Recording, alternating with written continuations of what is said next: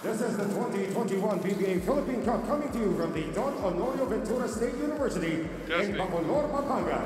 Our third game for today features Barangay Ginebra San Miguel taking on the Alaska Aces. And now let's meet the starters. First, for Barangay Ginebra San Miguel.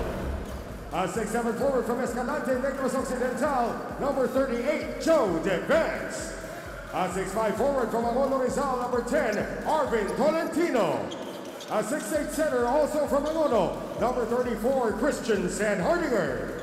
A 6'1" guard from Cagayan Valley, number 11, Stanley Pringle. And a 5'9" guard from Nasugbu, Batangas, number 5, L.A. Tenorio. Head coach for Ginebra is Tim Cone. And now the starters for the Alaska Aces.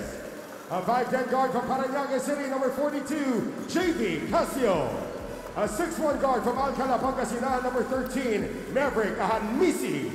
A 6'6" center from Siniloan, Laguna, number 2, Abu Trotter. A 6'6" forward from Bacacay Albay, number 18, Ben Adamos. And a 6'2" forward from Quezon City, number 21, Jeron Tang. Head coach for Alaska is Jeff Cariaso. Our referees for this game, Take a look at the scores for the starters for Barangay Ginebra and Alaska. Tenorio and Pringle, the lethal backcourt for Barangay Ginebra. Sanhardinger, Tolentino, and DeVance is the same unit that started for Coach Tim Cone in their previous game. For Alaska, they have JV Casio in that starting lineup. Something that we haven't seen in a while as they have started with new guys. Ball is up, game is on. Tip-off brought to you by Honda, the official motorcycle of the PBA. We thank you for joining us here on PBA Rush. Third game of your Friday triple header. Judd Sulit and Ali Peak here to deliver the ball game to you guys. Ali, Alaska coming off a 2-week layover. And it's not just rest, that they were able to get, because it's different. They weren't able to step foot on a basketball court for the most of it, as it was part of the health and safety protocols of the league. Well, if you're Alaska, what you're worried about the most is not having any type of rust, which might be evident in this game. But then again, that rest and being able to practice time and time again in that 2-week span might make them sharp. But Ginebra's coming off a very big win versus Phoenix, so this should be a very, very competitive game. Keep in mind, both teams are in a bit of survival mode, so the playoffs really have started for both of these squads. Absolutely correct. As we take a look at Ginebra trying to map out their offense to start this ball game. They go down low to Sanhardinger, matched up against Tratter, and good defense there. Tratter just standing his ground. That was a very good defensive sequence there by Alaska. They're going to have to do a lot more of that throughout this entire game. Tank looking to get aggressive early in the ball game, and look at him dive for that basketball and save the possession for Alaska. We did show you how he struggled in their last game.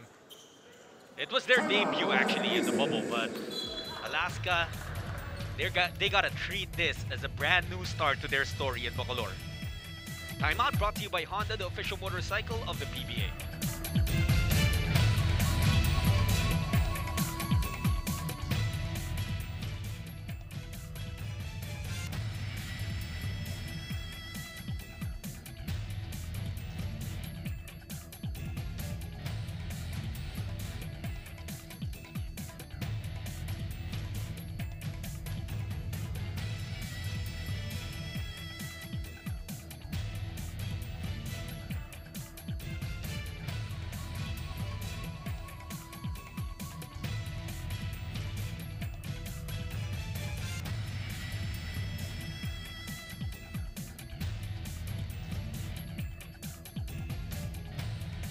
The Alaska Aces coming off 2 weeks away from action, and they are the team that has played the least number of games. Does that affect Ali at all how they attack the rest of the tournament? Understanding that other teams have been able to rack up some wins, but at the same time, while they belong in the lower half of the standings, they have a bunch of opportunities to try and climb up. I think it does make a big difference, especially when you're going up against a team like Ginebra.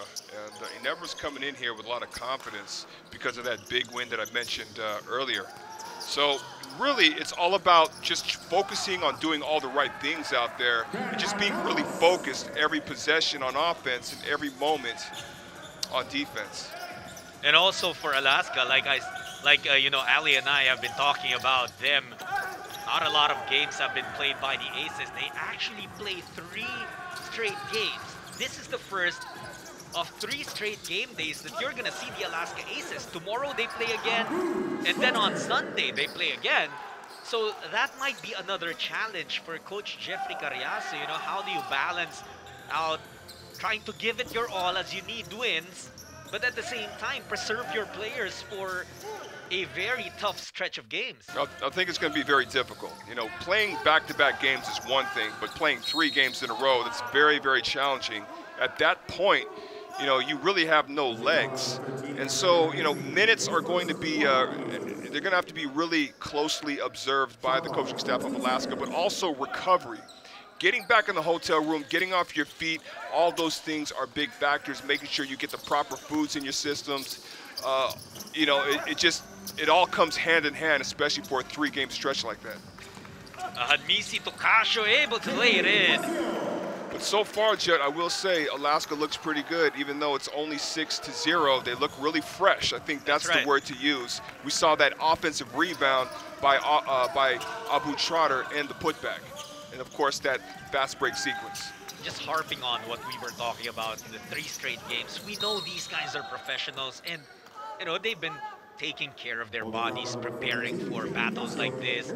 For some of the guys who might have represented the Philippines in a tournament like the Jones Cup, they experienced 8 straight game days as we take a look at Kasha finishing with the left hand in that transition attack. But Ali, it's also another thing, you know, to play 3 straight game days coming off a 2-week break. Exactly. I mean, the only thing that you have really going for you is how fresh you are, all that rest that you've gotten. And then, you know, you got to wonder how sharp are you going to be? Is your shooting touch going to be back in game time situation? All those types of things. But so far, so good for Alaska, and that's a strong move by Abu Trotter attacking Christian Stan-Hardinger. Keep in mind, Christian Stan-Hardinger was essentially battling 3 bigs, possibly 4 bigs if you want to count Vic Manuel versus Phoenix in that win a few days ago. Tratter just aggressive to the basket. So far, so good for the Alaska Aces. Tratter and Stan-Hardinger, they are getting tangled up, having some words for each other. Well, the last time that Tratter attacked Stan-Hardinger and scored, kind of made that gesture where, you know, he said Stan-Hardinger was too small, and you see Christian with a bump in. Went right to his face. Oh, man. Well, we are going to enjoy this matchup. Probably as much as those 2 guys are enjoying it right now. Those are 2 big bodies, 6'5", 6'6", going up against 6'7". That's a miss for Hanmisi, off and running is Barangay Ginebra. Pringle coming off a 31-point explosion. Stan-Hardinger.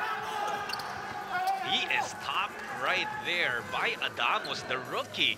Excellent defense. I will say, Alaska's doing a really good job of handling Christian Stan-Hardinger so far. Christian has to attack the basket, put his head down, and just go. Hey, draw some fouls. Stop looking at the referee. Now, one of the things that we have to keep in mind, Judd, is Ginebra hasn't been playing very good basketball this entire conference. Yes, they had that big win versus Phoenix, and, you know, their main guns, L.A. Tenorio, Christian Stan-Hardinger, Stanley Pringle really stepped up to the plate, especially in that second half. But they still have to come out tonight and be ready and be focused, even against an Alaska team. This is a young Alaska team, and I think that's the key word right there, young. They have young, fresh legs going up against a little bit older guys with Ginebra.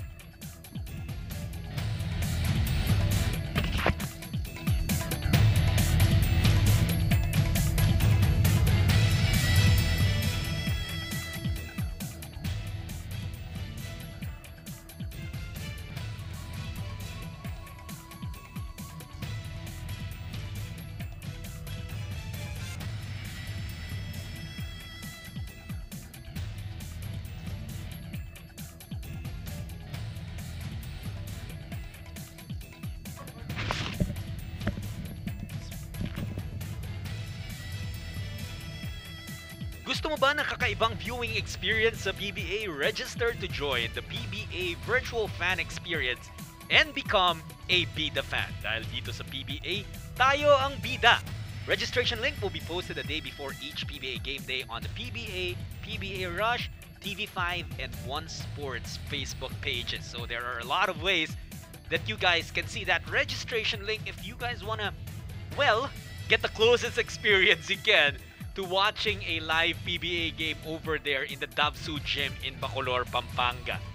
See that big screen behind, well, at the back of the court right now? Well, you can see your faces there if you do join that registration link.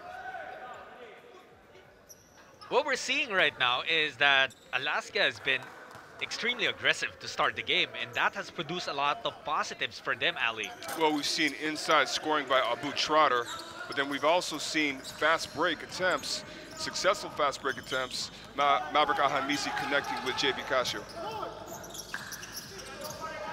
The Aces with a 7-point lead right now, 9-2. But if they were able to watch that game against Phoenix between Barangay Ginebra and Phoenix Super LPG just last Wednesday, then the Aces know that whatever lead they might have here in the first quarter or the first half, Ginebra has the firepower to come back from it. Well, I think if there's a lesson to be learned from that Phoenix-Ginebra game a few days ago, it's Phoenix relaxed, especially at a crucial time, just when guys like L.A. Tenorio, Stanley Pringle, Christian Sand-Hardinger, and the rest of the team for that matter were really starting to fire on all cylinders. They got careless with the basketball. They started making bad decisions offensively. They started fishing for fouls and not really containing Christian Sand-Hardinger underneath the basket. If Alaska can build a lead, sustain that lead throughout the entire game, and focus on those three things, they might have a really good chance at winning. But so far, what I like, Judd, I like the battle so far between Abu Trotter and Christian Sand-Hardinger. Abu Trotter probably has the physical specimen or the physical body to deal with someone like Christian Sand-Hardinger if you were to compare to the bigs of Phoenix. Take a look at this attack from Ahanmisi. Always at his best when he's attacking that basket. But Ali, something we saw also, when L.A. Tenorio attacked and he got fouled, he was firing his team up, calling them out, saying, let's go. And while Ginebra has that never say die mantra, and we've seen them climb back from the biggest of deficits, they don't want to play the underdog card all the time. You want to be able to get a good start and get a lead early in the game. Well, so far they're not up to a good start right now, and he has every reason to be upset. Look, they're coming off a really big win. You would think that energy, that same drive would carry over into this game. But, again, you got to go back to the statistics so far this conference. Ginebra doesn't lead. Actually, Ginebra is kind of in the middle towards the bottom in terms of stats in the different categories. They're not doing very well this conference. And then you also got to factor in chemistry problems with the personnel and just understanding exactly offensively what the coaching staff needs, especially Tim Cohn. Absolutely. And the problem with Ginebra right now is their shots are just not falling. They're 1 of 9 from the field. As for Alaska, the Aces are 6 of 13. The last of those makes is this one, Rodney Brondial, showing some range. Here's Tolentino. That was a good pass, but shot just not falling. Pringle getting called for a foul there. Well, Maverick Ahanmisi went up for the rebound. Stanley Pringle realized he didn't really box out to get a body on Stanley Pringle. Excuse me, on Maverick Ahanmisi. So, oftentimes when you're late, you're going to get whistled for the foul. But so far, Alaska has jumped out to a 13-4 lead over Ginebra. And here's another point I wanted to make, Judd. Anytime you are the defending champs, it doesn't matter what record you have. Every team you face in the entire conference, particularly in the elimination round, you're getting the very best from each team. So you got to bring your A game every single time. Absolutely, especially with a team like Alaska who's playing with a chip on their shoulders, because they again have fallen behind in terms of games played. So they already see how the other teams have played and where those teams lie in the team standings in possibly the playoff picture, and Alaska knows what they have to do in order to break into that picture. I'll tell you what, Jeff, they have their work cut out for them, though. I mean, 3 games in a row is going to be a tough task, but, you know, it's not impossible.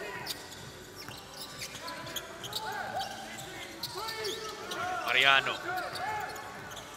backing down Teng. Oh, blocked there by Brodial and Teng. So far, the interior defense of Alaska has been very active.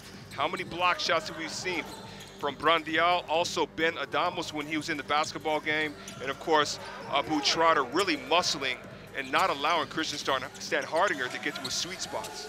That's 4 blocks already for the Alaska Aces, and they are showing excellent execution both offensively and defensively. I agree, Judd. I really agree. And that was a nice move, a little shimmy by Rodney Brodial. Let's take a look at this attempt here. You know, and again, the block shots, you know, closing those gaps, not giving enough breathing space for the players of Ginebra. But Rodney Brodial, that was a nice move, a nice fake baseline, and then going back to the baseline again against someone like Joe DeBonce, I would consider that a mismatch because Rodney Brodial, by nature, is a true big man. How do you feel that Ginebra's offense has changed with the absence of Japet Aguilar? Well, I mean, you know, Coach Tim Cone has really had to juggle his offense, period, whether Japet Aguilar is there or not, because they've been struggling all conference long. You saw an example of that when they played against Phoenix. They tried to run the triangle offense. It wasn't working. Coach Tim Cone is not afraid to gamble, and he just scrapped the entire offense and said, hey, let's just play the way we naturally play. And it seemed to work out for them in that game. The question is, can it work in this game? That's going to be a foul on Marcelino as he tried to guard Tenorio, but a little too close. But, you know, right now it looks like Coach Tim Cone is running the offense. He has his team running the triangle offense or patterns off the triangle offense. Well, they're 1 of 12 from the field, so they have to get something going here. Thompson. Kati to Caperal. Prince, another miss. Gets his own board. Blocked again by Brodial. Thompson looking to save it, but he stepped out of bounds. Well, actually, his back touched the line as he tried to save that ball. Now, if you can continue to do this, the bigs that is for Alaska, they can continue to keep blocking shots, contesting shots on the inside. That's going to shake up Ginebra just a bit. Now they have to think about every time they go up and attack, especially in the middle, they're going to be contested by the bigs of Alaska. Look at Marcelino. You know, Alaska's been really, really aggressive in attacking that paint, and that's probably a reason why. A reason for that probably is the absence again of Japet Aguilar, who usually protects that rim for Barangay Ginebra. I would agree with you too, Jeff. And a beautiful move for LA Tenorio. Now, the calm before the storm. We see it time and time again from LA Tenorio. He's quiet, but then all of a sudden, all it takes is a shot like that, and then he can go on a surge. There's a mismatch here. Marcelino looking to attack Caperal. His pass taken away. That's good collapsing defense there by Ginebra. All with Pringle. Thompson left open. Still couldn't make it though, and that is off of Mariano. Ball will go back to Alaska.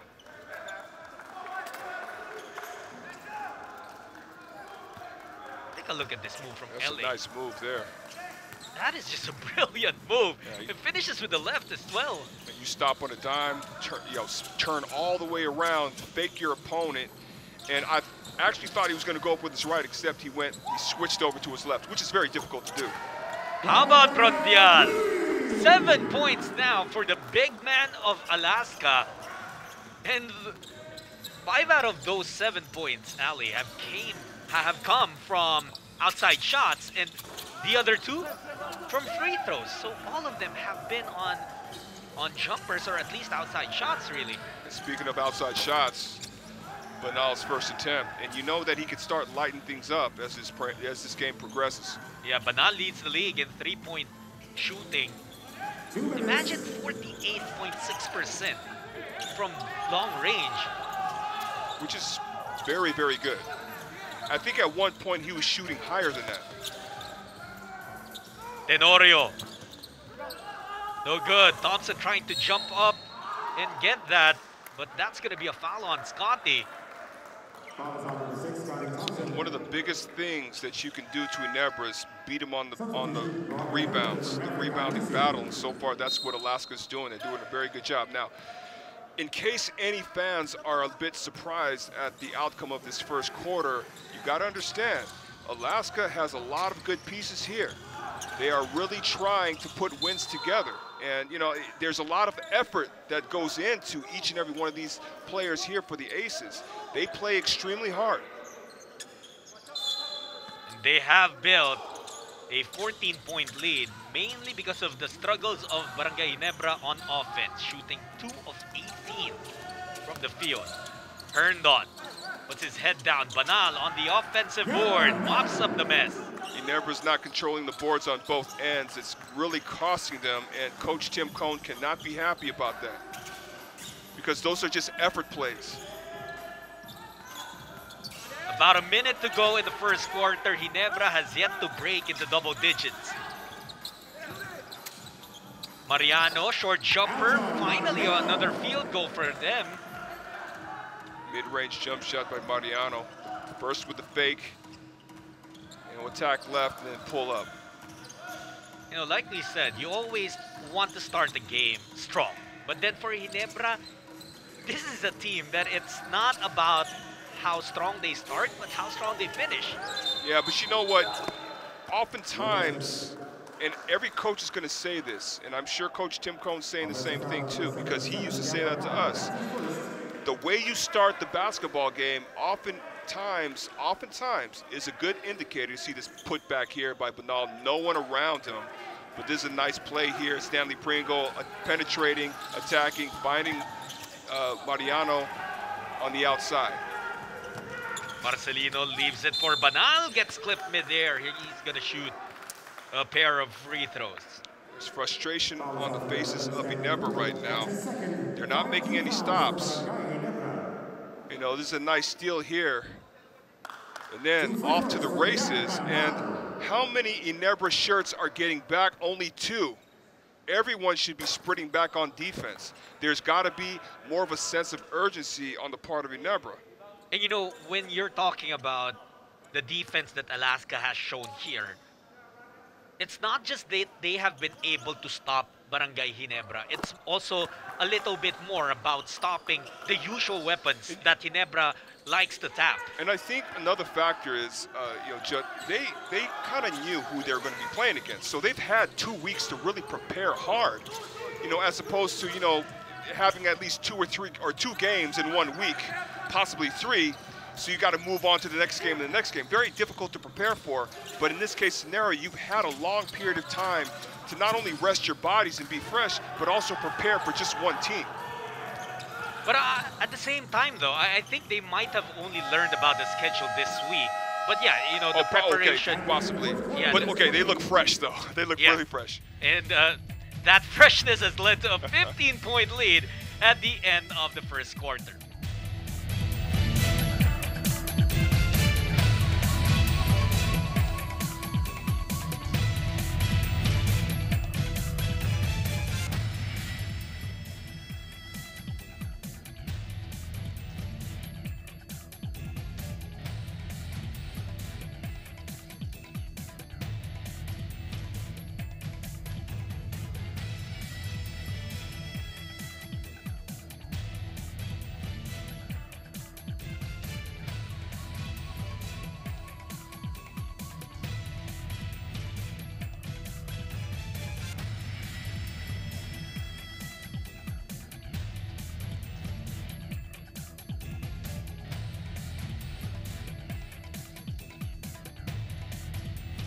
Back in the Dabsu Gym in Bacolor, Pampanga, where Ginebra has a lot to talk about, Ali, as they've only scored 8 points in this game, one full quarter in. Now against Phoenix, they trailed at the end of the first quarter 33-16. They only got a bucket late in that first period because they actually trailed by 19, 33-14. Yes. Ginebra can turn it up. That's not even a question. Well, they have so much firepower there, you know, and again, very dangerous. And this is something that Alaska has to be aware of. I'm sure in the huddle off that timeout, Coach Jeffrey Carriazo was reminding them, hey, listen, you still have to play safe. You cannot allow guys like Eli Tenorio to start to really get his offense going. Alaska has held Barangay Ginebra to 14% shooting, while shooting a clip of, well, now they're up to 50%, 47% in the first quarter. Herndon opens the second with a three. Well, second chance opportunities. That offensive rebound by Rodney Brandial resulted in a three-point shot by Robbie Herndon. Caperal gets a look, unsuccessful. And also something Alaska has done is limit Barangay Ginebra to one-and-done possessions. Absolutely. You know, it's a combination of good defense by Alaska, active defense, but also Ginebra's just not executing well. Marcelino, no. Pringle gets that rebound away from Brandial. Where will the offense come from for Barangay Ginebra? That might be the first question they want to answer right now. They go to Ayaay down in the post. Caperal, not the best of spacing for Barangay Ginebra, but Thompson able to draw a foul. Every shot is labored by Ginebra, whereas Alaska, you know, they're working the ball around. You know, they're finding the opportunities. They're finding the second chance opportunities. They're getting out and running, converting on those fast breaks. So everything is working so far for Alaska. But, you know, this is a bit reminiscent in the first half, that is, of Ginebra's game versus Phoenix. And again, Ginebra can turn it on at any given moment if you allow them to. So Alaska, I'll just keep reminding everyone, Alaska has to be very, very careful defensively. Yeah, it was in the second quarter, Ali, that Barangay Ginebra was able to climb back from that deficit against Phoenix, because heading into the halftime break, they were already pretty close. They were close. Also, momentum. You know, momentum is everything in any type of game, especially a playoff game, and that felt very much like a playoff game. Keep in mind, Scotty Thompson knocking down that long-range shot, right? It was sort of a Hail Mary shot. It went in. They felt really good about themselves going into the locker room at halftime. So, you know, if Alaska can trump all of those types of positives for Ginebra, they have a really good chance tonight. So far, they're playing like they have a really good chance tonight. Absolutely. We're really seeing the rest that they had, you know, reflect. Oh, yeah, you can see it. Oh, but there is the first three-pointer for Barangay Ginebra, and it's MJ Ayaay who provides it. Alaska, or Ginebra, was 0 for 8 from deep before that made shot. The former Alaska ace, Ayaay, product out of Lyceum. Yeah, his running mate before was CJ Perez, and that guy on the other side, Jason Marcelino. Yeah. Exactly. Thompson, beautiful pass there. It was a gamble that Marcelino made. Yes, you can't do that against Ginebra. And, you know, you got to be very, very detailed when you're playing against a team like Ginebra. Ginebra starting to come to life now. They are down by 15 still. This timeout is brought to you by Honda, the official motorcycle of the PBA.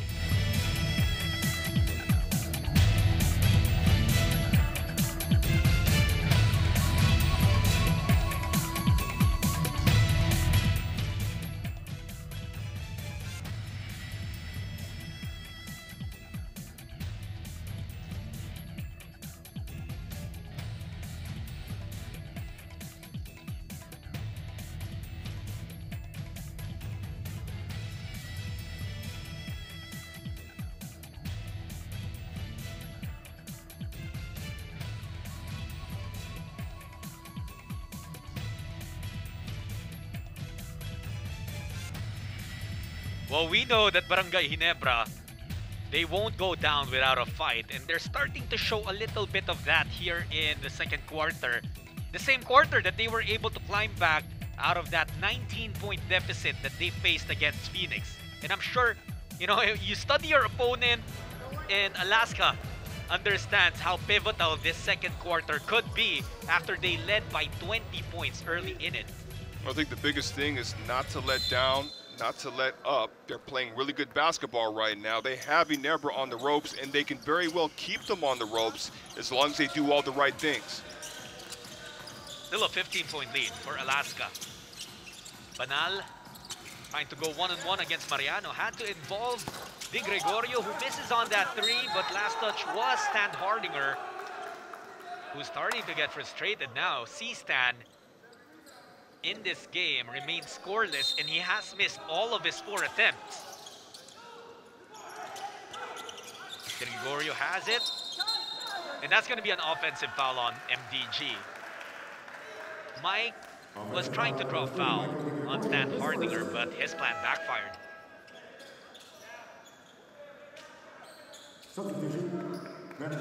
The thing is, you know, Stan Hardinger did not buy on the pump fake, and Di Gregorio jumped into C-Stan's chest, something you can't do, obviously. Well, it sort of reminds me of when, I want to say, Justin Chua tried to draw the foul. Either Justin Chua or Matthew Wright in their last game tried to do the very same thing in a crucial part of the game, and it cost them. On the backdoor cut, he lost control of that ball as he tried to go up, and when he caught it, it turned out to be a violation on Barangay Ginebra.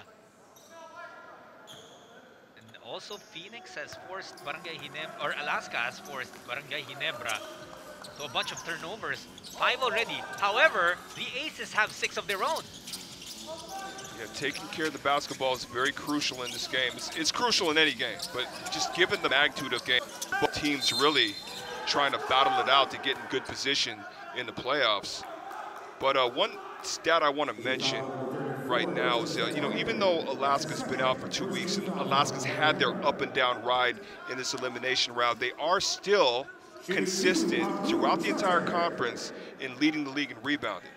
So it's no surprise that they're out rebounding Ginebra right now by crashing the boards offensively and just doing a really good job of making stops and securing the defensive rebound. Right now, the battle so far is 22. They have 22 rebounds compared to Ginebra's 11 rebounds. And it's one thing to out-rebound your opponent, but it's another to double up on the rebounds that they've gotten. And so, you know, Alaska, thanks to those second chances, extra possessions, they have been able to take a lot of opportunities offensively. Add on the struggles of Barangay Ginebra. Alaska asking for a travel there. You know, Stan Hardinger might have gotten away with one. Yeah, it looked like there was too many steps. It was kind of hard to tell, but it looked like it was a travel. Thompson attacking, zigzagging. Oh, comes up short on his lay-in. Tried to get it to Mariano. Very scrappy basketball here for Barangay Ginebra. Well, you can see that they're struggling in their offense still into the second quarter. Again, Alaska just has to keep the pressure, be detailed defensively, and hustle. That's another thing. Try to outwork, try to out-hustle Ginebra. And Coach Tim has felt the need for his teniente, his general, LA Tenorio, to go back on the court, the leader of the barangay on the floor. Pringle, tough layup. That doesn't fall, not enough English on that attempt. Casio. Wow, JV Casio. Talk about fresh legs. You know, he just sped past the defense of Barangay Ginebra. He went right past Joe Devance there. Thompson going to Pringle. That is disrupted. Ball will stay though with Barangay Ginebra. Well, so far you see those patterns ran by Ginebra, the triangle offense, but JV Cash has been doing this for years, guys. Oh, yeah. You know, 33-14 is a familiar score. Again, that was the biggest lead that Phoenix enjoyed in their last game against Barangay Ginebra, but as most of you guys probably know, that was overcome by the Barangay. Right now, at this point in juncture, Judd, this is probably around the time that Ginebra started to make their run in their game versus Phoenix. You know, that's the first bucket for Christian Stan Hardinger. 0 for 4 before making that one. But as for Stanley Pringle, Ali, 0 for 8 from the field. He's having a difficult time. I mean, by this time, particularly in the first half of the last game, he was already in double figures. Yeah, and the thing about the struggles of Barangay Ginebra and the defense of Alaska, again, you know, we made this point earlier. Alaska has limited the offense of Barangay Ginebra, and more importantly, has limited two of their main options in Christian Stan Hardinger and Stanley Pringle. Well, I think it was all Joe DeBonce knocks down a three-point shot, but it's really the way Alaska came out, particularly challenging the shots of a guy like Christian Stan Hardinger. Got Ginebra off balance a little bit in their attack down low. They couldn't be comfortable and just think that, you know, because they had the size advantage, they could just go straight up uncontested. Barangay Ginebra, back-to-back baskets and then a stop. They're trying to string more of those together. Devans swings it to Pringle. They go down low. Stan Hardinger against the rookie Adamos. Tratter ready to help. Tenorio by the free throw line. One-hander doesn't go. Tratter getting the board. Just watching that defensive sequence there by Alaska. Very, very good. Very alert. Guys are communicating. Mike DeGregorio, a three-point shot with no one around him. That was too easy for Di Gregorio. He may have struggled, you know, in his previous games shooting the basketball, but if you give him that good of a look, he's gonna knock it down.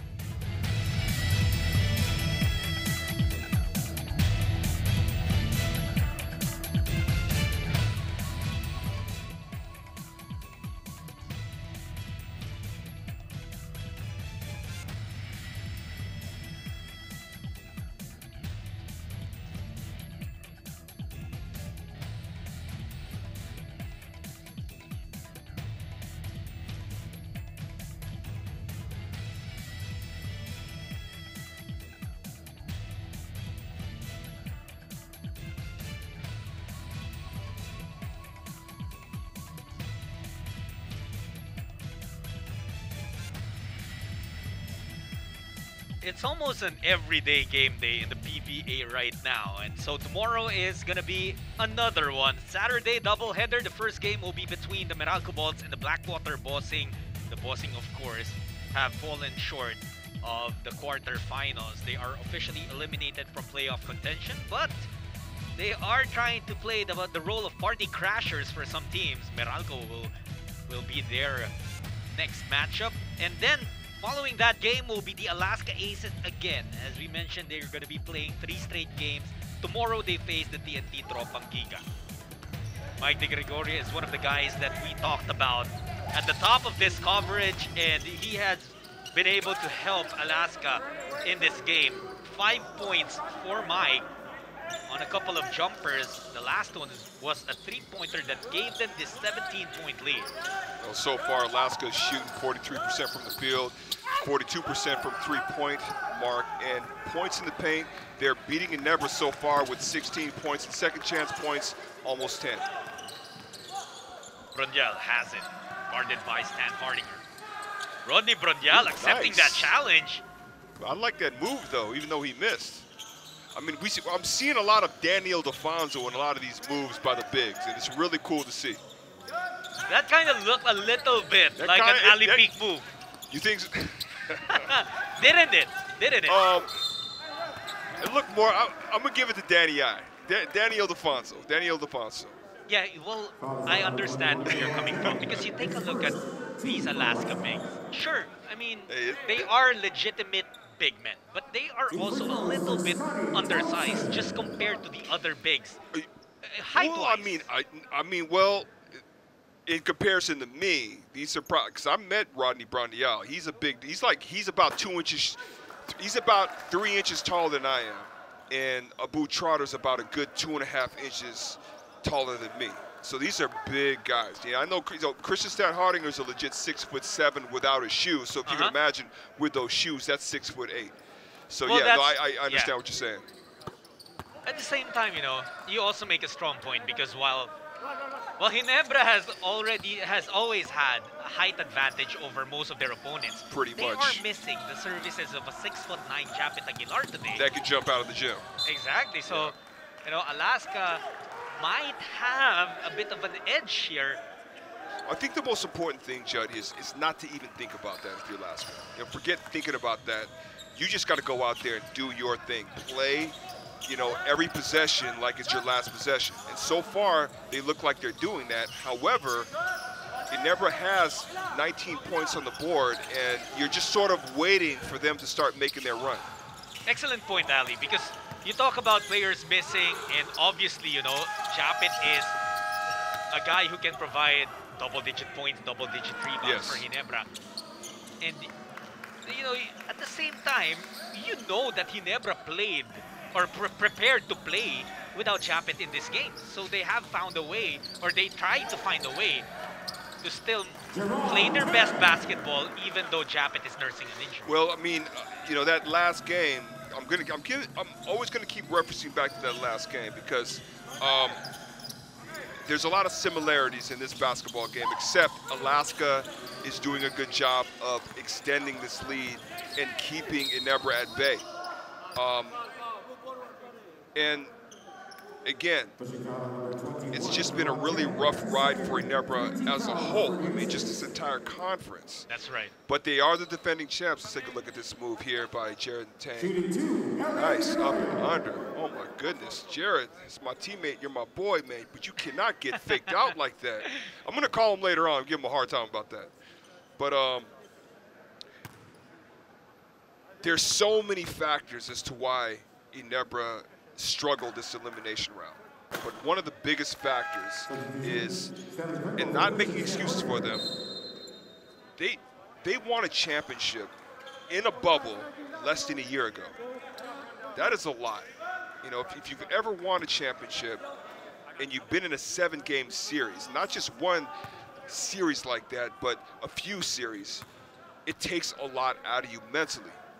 So it was also a matter of trying to get all of these guys reacclimated, getting them remotivated. At the same time, you have new parts there and a few injuries to key players. And then they don't understand the offense completely. Those are all problems across the board that have to be addressed. And one of the answers for that is time. They need more time. But we're here, no excuses.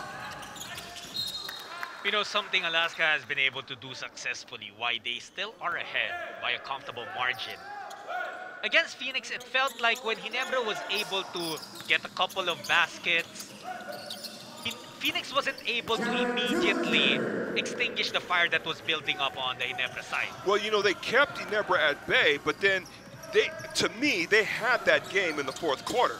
They had it, but they started making careless mistakes. I'm going to go back to the shot selection, execution, trying to fish for fouls, all those things. That's a strong move by Abu Trotter down low. And a lot of credit to Daniel DePonce and how he's turned around these bigs. You definitely see it you definitely see it in the bigs and some of the moves that they're executing throughout the entire conference. Even Yusuf Taha when he was available. You see also the work that these big men of Alaska are putting in. Every time a shot goes up for Barangay Ginebra, they know how lethal a guy like Christian Stan Hardinger is, Scotty Thompson is when they get the offensive boards. And so that is something that Alaska has neutralized here, especially with the fact that Ginebra is struggling from the field. They have. They've done a really good job. They jumped out on them real quick. But you're right, Judd. The defense has been really outstanding in this first half for Alaska. And here, offensively, Jeron Tang goes to the free throw line. Why? Because they exploited a mismatch down low by posting up Scotty Thompson. Even though Jeron Tang didn't convert on that, he did draw the foul and is at the free throw line. You know, Ali, when it comes to the Alaska Aces as well, they are a team that you probably find no Alaska player in the top 10 players in scoring.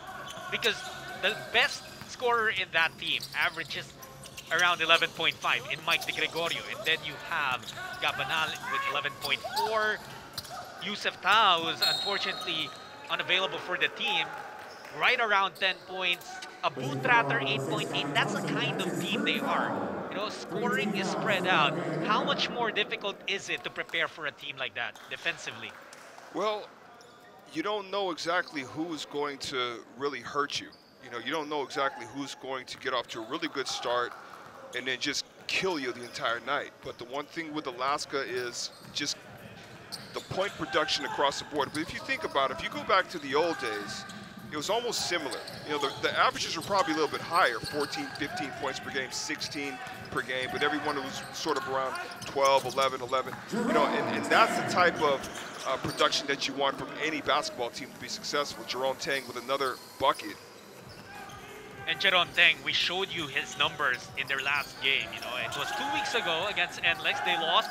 Jeron shot 2 for 8 from the field. But here today, looking much better, although just 2 for 7 for him. But he does have 7 points and has been very aggressive. Thompson trying to get some things going for Barangay Ginebra.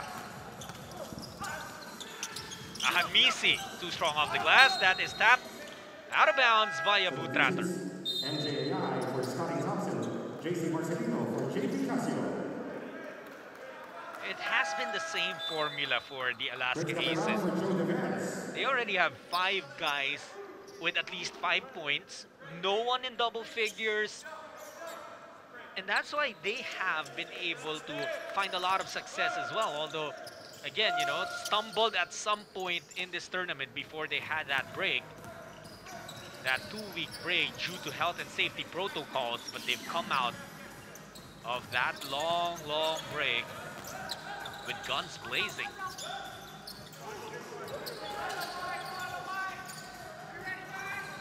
Ginebra left with 3 seconds on their shot clock.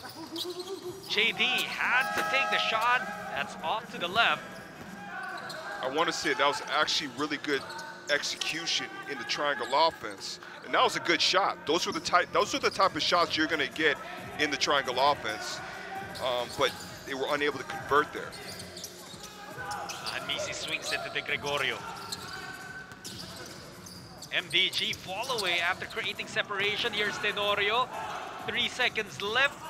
I will have to put it up. A foul is whistled on his former teammate, collegiate teammate in JC Marcelino. And he's got to be a little bit more aware than that. Yeah. I mean, you're talking about momentum going into the half. And you see some of his teammates, you even see the coaching staff. I want to say that was Coach Jeffrey Carriazo, just kind of saying, what are you doing? You know, you bailed him out. You could have just challenged that shot and forced a miss. But now, Ayai's at the free throw line with 2 easy points. And, you know, it looked like they were actually trying to give up a foul on LA Tenorio at the half-court line. I'm not sure if that was really an intention, but then they did have 1 foul or a couple of fouls to give, actually. So, looked like they were trying to commit it, but just Marcelino committing it at the wrong moment, allowing 2 free throws. Fortunately for Marcelino, you know, Ayai just went 1 for 2. But at the end of the first half, it's Alaska dominating, and we have our player of the half brought to you by Firefly, the trusted lighting partner of the PBA, and he is a Bootratter. Ali enforcing his might underneath. Definitely. 8 points, 2 rebounds. Offensive rebounds and putbacks, posting up like this seal right here over Joe DeBonce.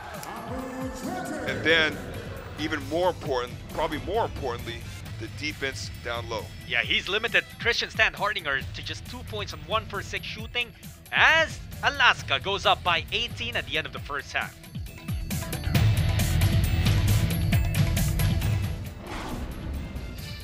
To my only daughter, kay Solana Therese, kay Riz, happy first birthday sa'yo. Sorry, wala si Daddy dyan to celebrate with you right now, but we will dedicate this game to you. Wish ko lang sa'yo, sana huwag kang masyadong mabilis tumanda kasi syempre mas gusto namin na baby ka. But again, we love you. I love you so much and wish ko sana lumaki ka na isang mabuting bata and maging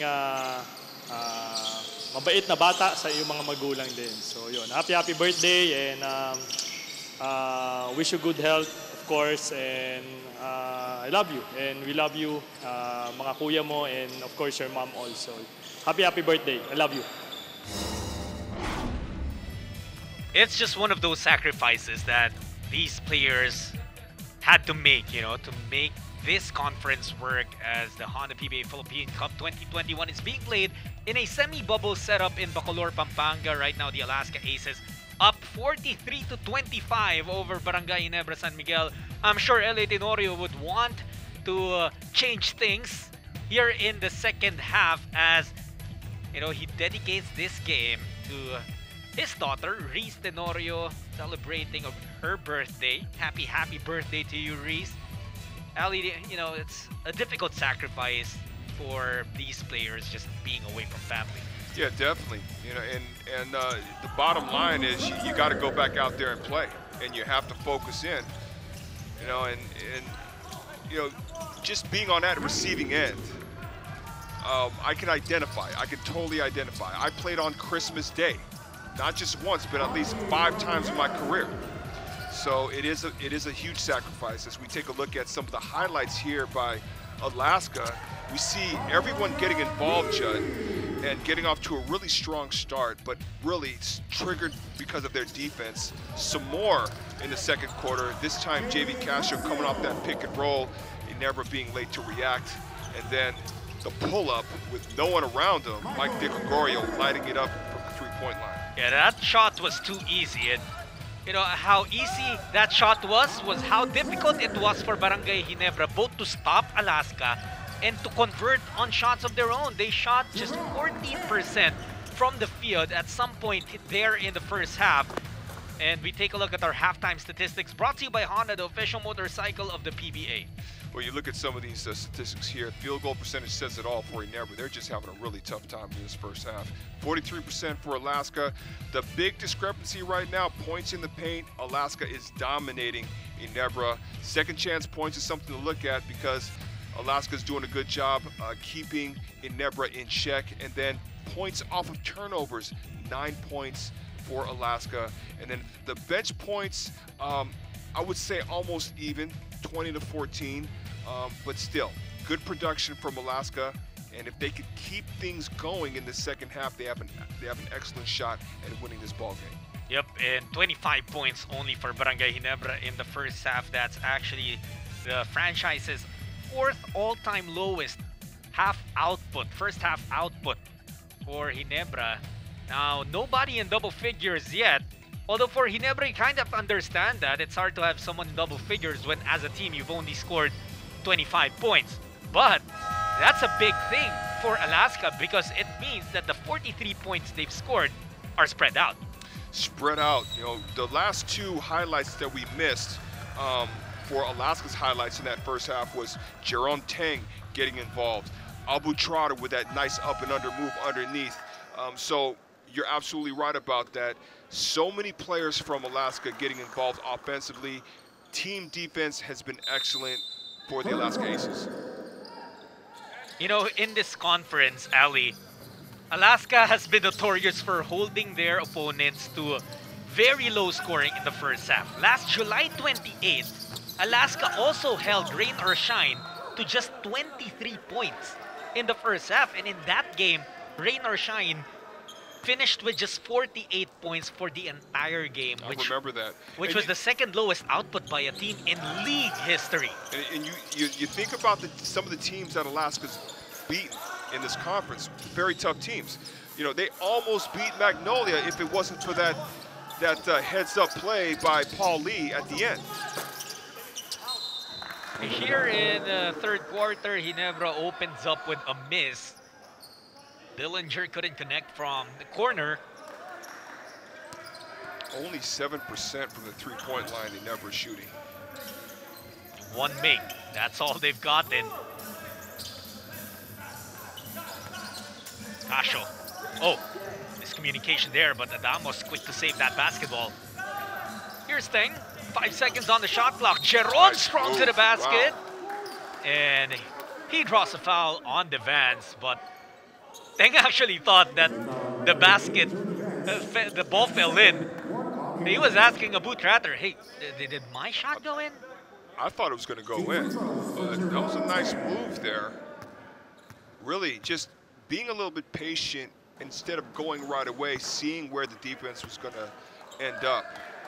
He timed that really well. Teng misses on the free throw, however. He's going to have another crack at it. Jeron makes the second. Free throw shooting seems to have been one of the Achilles heels of Alaska Aces. I'm going to go back to that Magnolia game again. In that last stretch, in that fourth quarter, they kept missing free throws, and it came to bite them in the butt later on when, again, Paul Lee made that heads-up play, that pass, that last-second pass to Insangalang. Instant Hardinger. 4 Alaska players surrounding him, had nowhere to go. Hanmisi able to save that possession. You know, he almost lost it, but got that ball. Quick wit to call a timeout. It has been the defense of Alaska, Ali, that has frustrated Barangay Ginebra. Well, you know what you're doing. Yeah, we'll talk about that. We'll talk about that when we get back. We have this timeout brought to you by Honda, the official motorcycle of the PBA.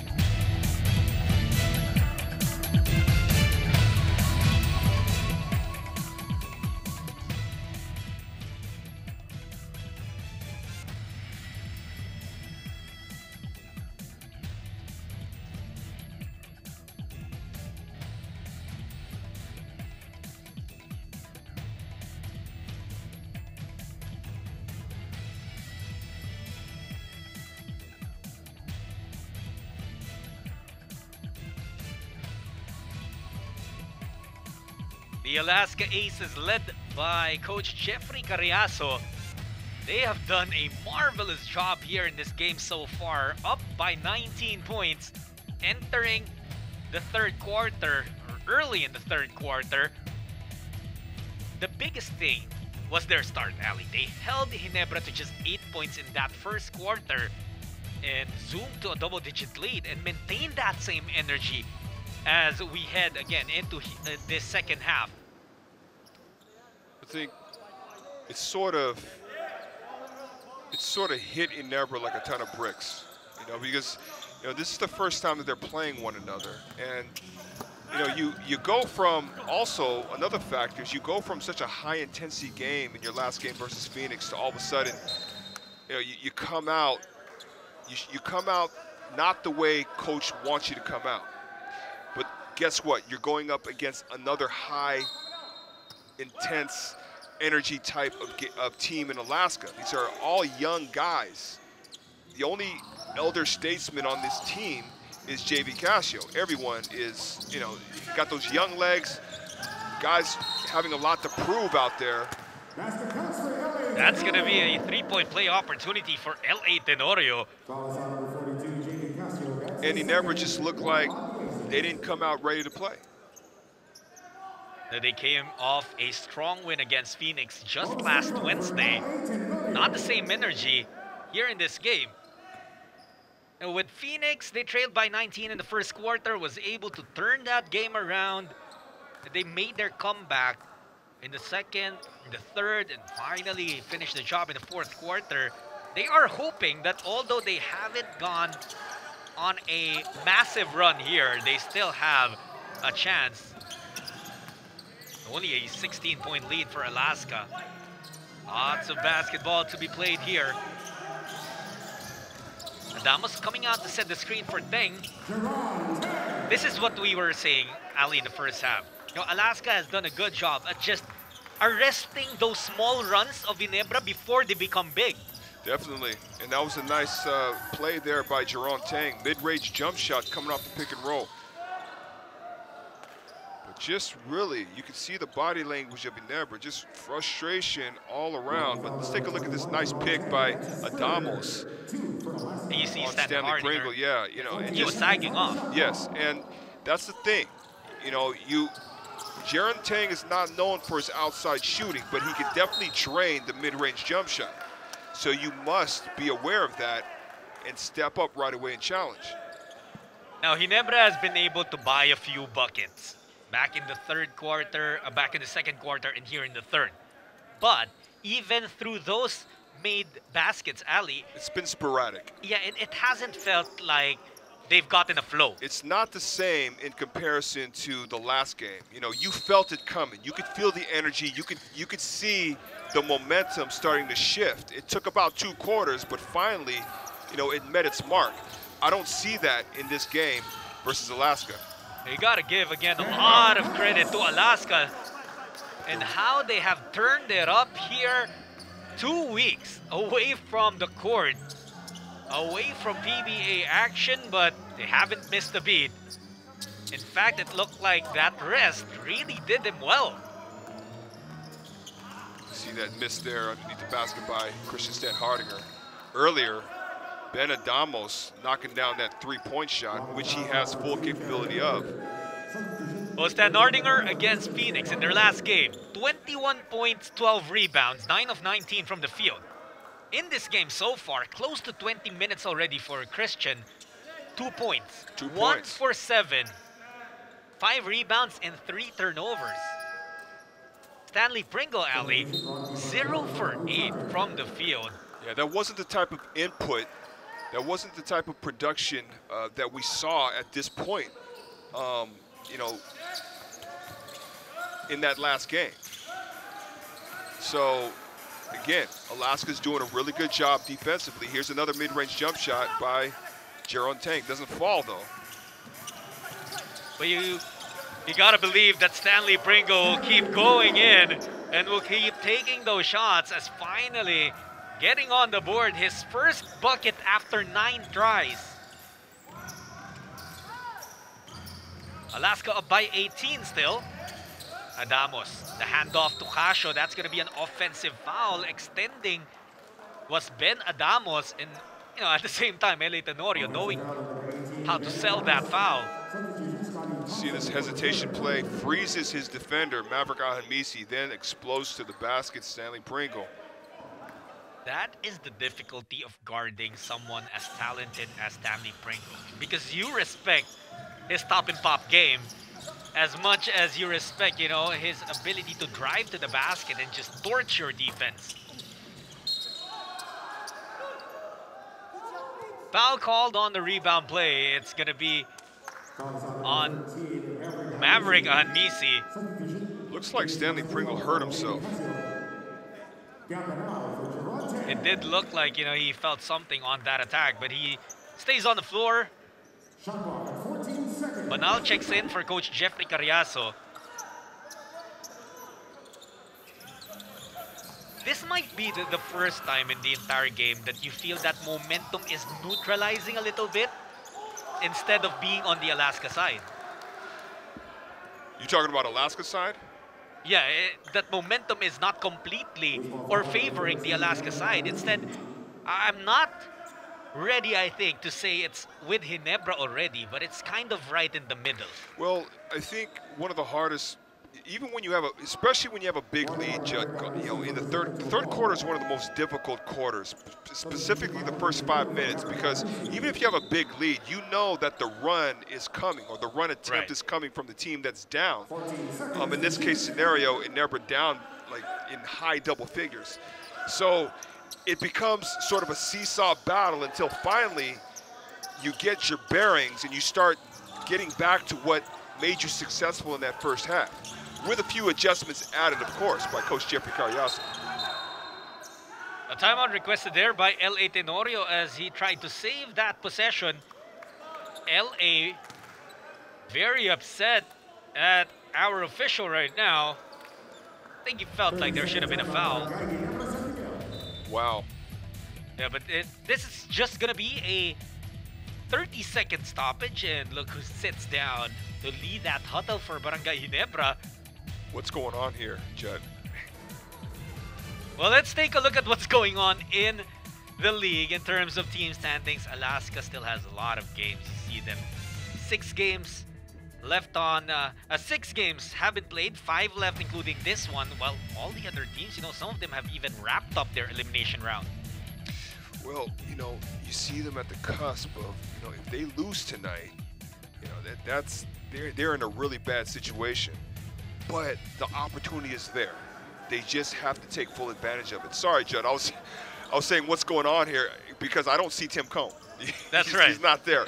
And we don't know what's going on here, ladies and gentlemen, but I'm just going to say, I've seen Coach Tim Cone do this before, okay, where he just said, hey, if you guys don't want to play, I'm not coaching. So that could be the reason. I'm not saying that's the reason. It could be the reason. And, Barangay Ginebra losing the basketball again, and Alaska making the most of that. Points off turnovers have been dominated by the Aces, 13 to none. Absolutely, absolutely. So it's not just a matter of playing really good defense on the part of Alaska, but also just Ginebra's being outworked. Adamos missing. And Tenorio just saving that. Any coach will tell you, Judd, look, if we're losing, but you guys are playing hard and you're doing all the right things, I'm not going to be so upset with you. But if you're losing and the effort's just not there, not paying attention to detail, playing with no sense of urgency, we saw that. We saw the lack of it by Ginebra in the first half. Then you're going to have problems. But Stanley Pringle now starting to come to life here, Ali, as he missed his first 8 attempts and made his last 3. So this is a good sign for Barangay Ginebra, and now a turnover for Alaska, and you feel that energy building up for the Barangay. Let's take a look at this nice take here. The look off again to confuse the defense by Stanley Pringle exploding to the basket, and then we see this baseline turn. Incredible because of his size going up against 6'7" and another defender. I feel like... Oh, there he is. There's Coach. Coach Tim, But he's upset. Make no mistake. Absolutely. He's very upset. And this is really something that coaches do, not just Coach Tim, if he feels like... As a sense of motive, as a way to motivate his players. So far, he's getting what he's getting out of Stanley Pringle the last few minutes. How about the response of Barangay Ginebra to the challenge laid out by Coach Tim Cone?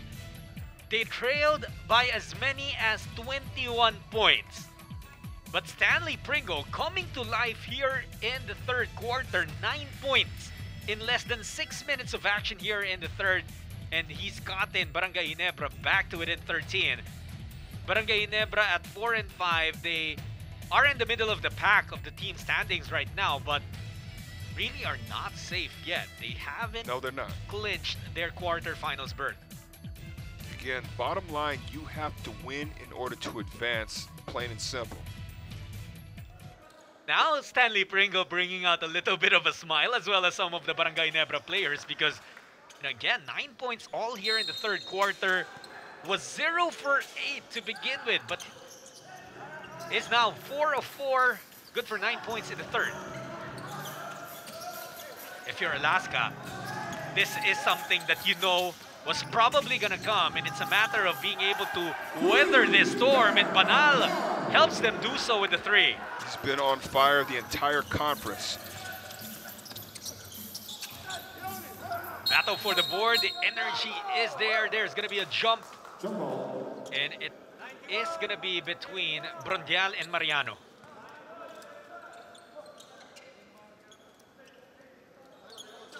That was a big 3-pointer for Banal, At this point, Alaska, while Ginebra is going on this big run, you have to try and avoid empty possessions. Definitely.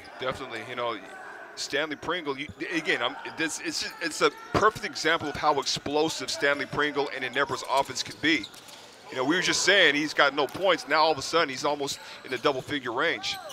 But this is where Alaska has to be very, very sharp. They reset their offense. Ahanisi left open from the left corner, drains the three. So good response, just a little bit of breathing space on the part of Alaska. Two three-point shots rather by the Aces. Tenorio looking to provide his own. No. They do get the board now. And Ginebra flows from energy plays. You know, from these second chances, from getting something in transition, and from Stanley Pringle scoring. Wow. Unbelievable. Did that count? Absolutely. Of course it counted. They count. Did he get the fouled? basket. Wow. Stanley Pringle. It's just him. It's just him so far. Well, I think there's confusion right now on the floor. But yeah, what we saw was a foul was whistled on the contest on the three. And the interesting thing about all of that, Judd, was that the shot clock was winding down. You saw some of his teammates motion to him, hey, you got to shoot the ball. And that was way out there.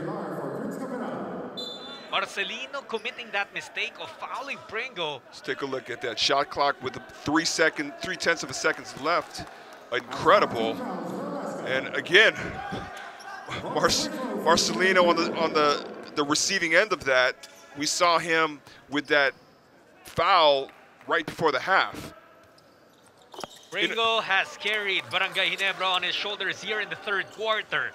And while they still have a lot of ground to make up for, it's definitely a good sign for the Barangay that their best scorer there is starting to get his shots to fall in. Absolutely. And now, you know what I keep thinking about now, Judd?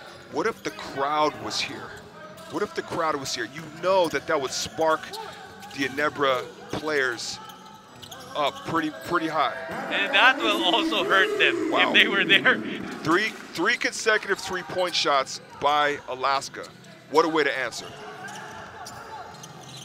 And almost a turnover. Now it becomes a turnover. Ahanmisi with a behind-the-back pass. Marcelino finding a way to score around Aguilar. Look, that's how you answer runs, especially by a guy like Stanley Pringle. You come back, play good defense, 4 steals, get buckets. Still the same story. You know, Alaska finding a way to fend off Ginebra. This time out brought to you by Honda, the official motorcycle of the PBA.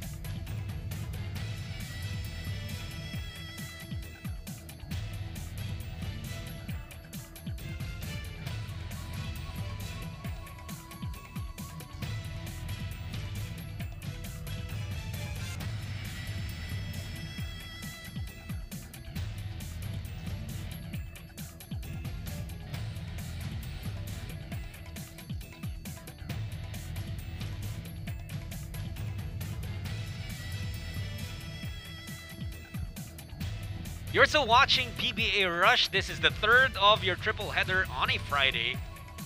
Jot Sulit and Ali Pig bringing you the action happening in Bacolor, Pampanga. We are in our studios here in Reliance Mandaluyong.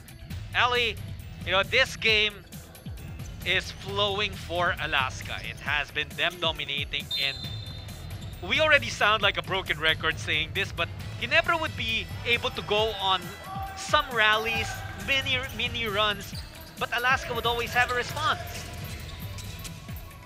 3 consecutive three-point shots, and that steal right before the timeout.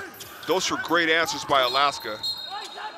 And if you actually look at the averages of Alaska in the tournament, it's far from how they're performing here today. They're playing much better than what their averages say. It is, but what's important here also is statistic-wise, and this is a bit of a surprise to me, but then again, I'm not surprised. And you know, for fans that are watching right now, kind of scratching their heads, especially for Ginebra fans saying, what is the problem here? Well, you're talking about Alaska right behind Talkatex and Rain or Shine as number 3 overall in defense. Aside from that, they're #1 in defending three-point shots. On top of both of those things, they're #1 in second chance points allowed and taking good care of the basketball. So second chance points allowed, you're talking about 50-50 balls, boxing out for in getting the defensive rebound. So these are all effort plays that they excel well in. So it's not a surprise that they were able to jump out on the last, Ginebra, and sustain this lead. And you know, they keep on building on this lead. The last bucket for Alaska, a beautiful spin move to a layup for Maverick Ahanmisi, and Tratter looking to replicate that move a little bit, but this time he gets fouled and will head to the line. Look at this sweet spin. Beautiful. And then finishing with a left-handed lay-in. Maverick Ahanmisi, he was the top scorer in their last game, a loss to NLEX 2 weeks ago. Turning on the Jets again here today, he's got 10. Now, Abu Trotter made a nice, strong move to the basket. Again, putting a lot of pressure on the interior defense of Ginebra, constantly having them have to work. And it's really worked out well in these 3 quarters. This is a big guy, okay? He's 6'6". He's got to be about 250, between 250 and 260. Coach Tim has had it. He's had it. And that's not good. I'd hate to go into the locker room after this game, especially if they end up getting the L. When you played for Coach Tim before. That's not good, I'm telling you right now. But that happened? You experienced that? I've experienced, I remember him getting kicked out of the game just to send us a message. It was a playoff game. And you know, this is also when the bubble, as we take a look at this first, before we talk about that, the connection between 2 of the closest friends in the PBA, Thompson and Mariano. This is, Ali, is also the tricky part with playing in this semi-bubble setup. You being away from your families, and when things get this frustrating, sometimes your family is the one, you know, who lifts you up and gets you back on track, but you got to do it on your own here. You have to. It's one of those things where you just have to ante up and kick in, because you're relying on your teammate, they're relying on you. That's all you have in this type of setting. And let's also, you know, just being realistic, discussing what goes on in a semi-bubble setup. When the team gets tested, you know, when difficult games, tough losses, sometimes you feel a little bit of ill emotions towards each other. Nothing that needs to build up, but then sometimes you just need to breathe away from one another. Well, you know, it's good that you brought that up, because in the press conference, Coach Tim Cone, when they beat Phoenix, one of the things he said was very similar to what you said. He said that it's so much easier to deal with the situation that we're in, being in this semi-bubble, being away from our families when you win. Right, exactly. But when you start losing over and over again, a lot of problems can really conjure up off the court type stuff. You know, that's where your professionalism is going to be tested to the fullest.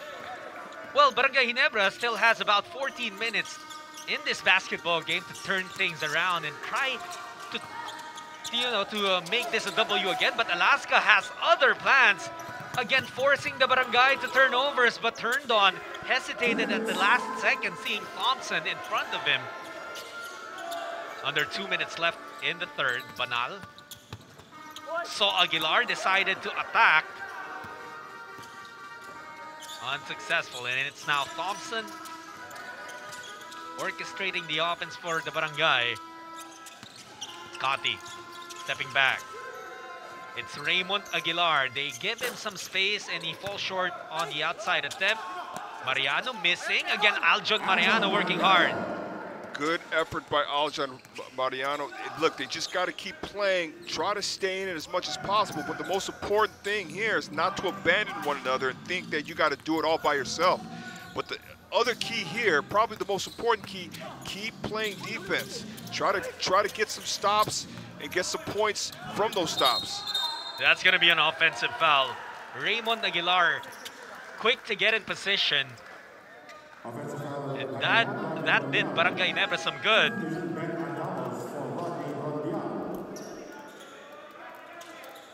Still a 19-point lead for the Alaska Aces. But this is a good heads-up play. Raymond Aguilar, who doesn't really play that much coming off the bench, you could see that, you know, the coaching staff of Ginebra is trying anything right now. They're trying to figure out who can help spark this comeback. Mariano has it. Now Aguilar. And even well, that's a good idea. That's actually one of the plays. But, you know, Alaska did a really good job of getting their hands in the passing lanes. You know, for Alaska, Ali, it started with them getting the stops through blocks. In the first quarter, they were stopping the attacks of Stan Hardinger. Pringle was also blocked a few times. And then it started, and then it became, you know, just disrupting what Ginebra was trying to do. Not necessarily steals nor blocks, but little taps here and there. Deflections, fumbles for Ginebra. And that was enough to prevent the Barangay from getting the flow in their game that they were looking for. I totally agree with you, Judd. Scotty Thompson, the three-point shot. Now, we're talking about only a 16-point lead here. If Ginebra can focus on, you know, the end of this quarter and maybe the first 3 or 4 minutes of the second quarter, or excuse me, the fourth quarter, they can cut it down to about 10 points, then that would put them in some pretty decent shape, considering everything that's happened so far. Thompson will finish over Casio. Great pass. That's a nice lead pass to Scotty Thompson. And this is a position Ginebra will not complain about being. Ahanmisi comes up short with 12 more minutes remaining in this ball game. Alaska up by 14. Barangay Ginebra, a good ending to that third quarter for them, but still a 14-point hole that they're trying to climb away from.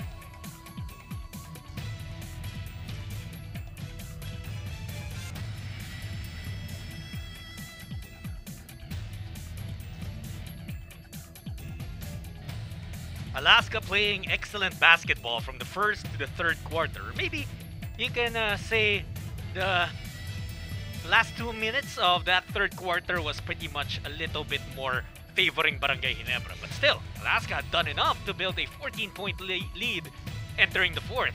And Maverick Ahanmisi was one of the spearheads for that. 10 points so far, 6 rebounds, 3 assists.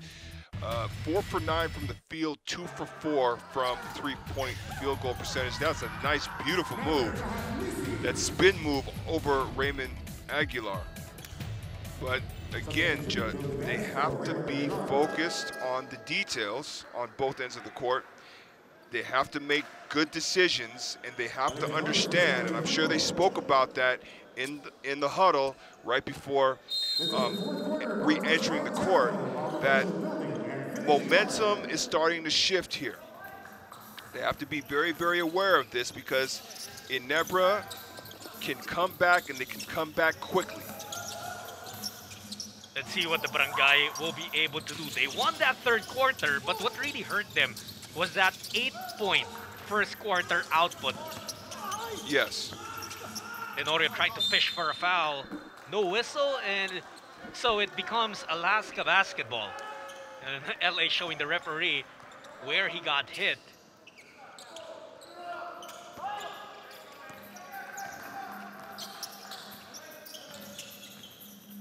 Ahanmisi working against Thompson.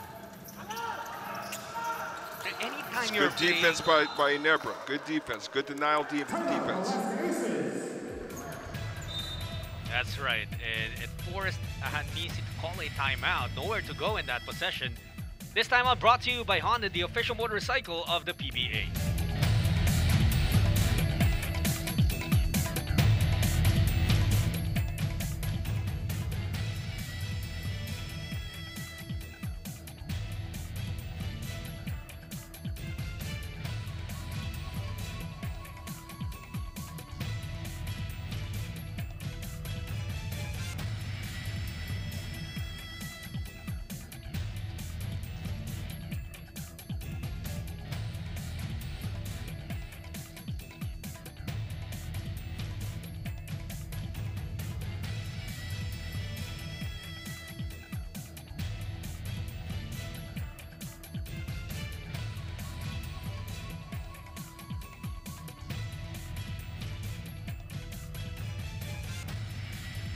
2 games tomorrow for a Saturday doubleheader.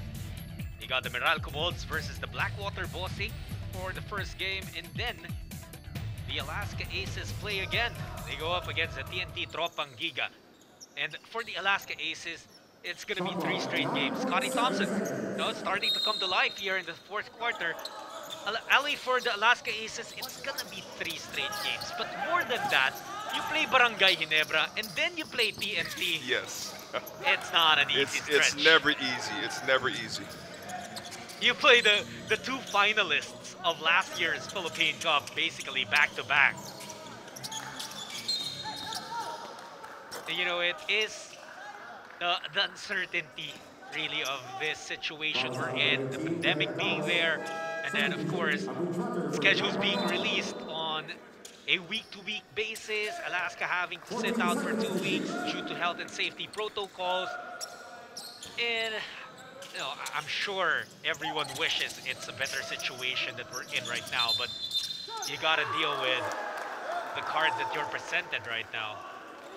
Oh, speaking of being aware, you know, that's the second time that Joe DeBon's tried to post up. The first time he had the advantage. He actually drew the foul over Ben Adamos, but this time Abu Trotter was able to stop him.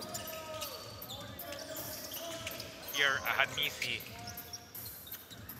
kind of playing the point guard position, or at least the facilitator, starter of the offense. Adamos could not clean that up.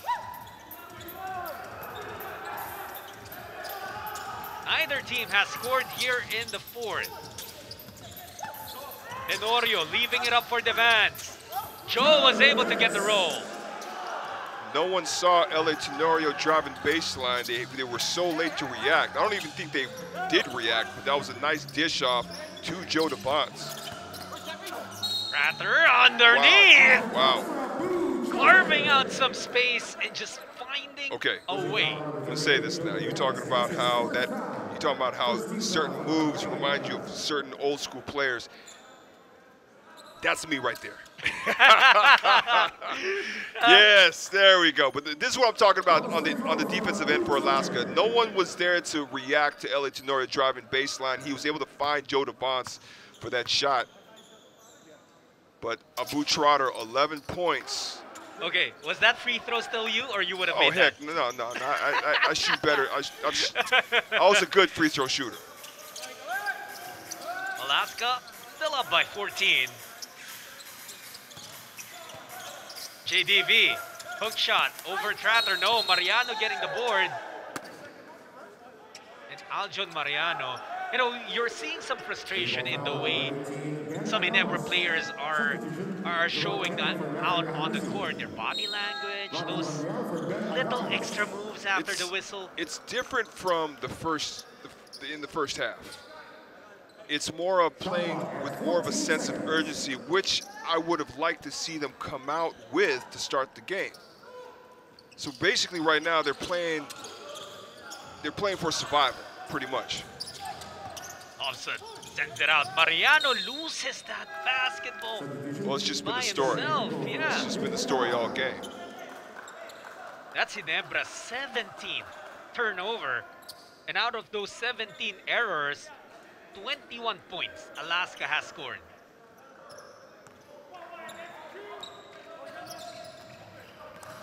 Basho calling the shots right now. JV speeds past everyone. No weak side defense. And he got past LA Tenorio there. It has been a long time since Ginebra was within single digits. That lead has stayed steady. Thompson getting that. Scotty could not muscle his way through.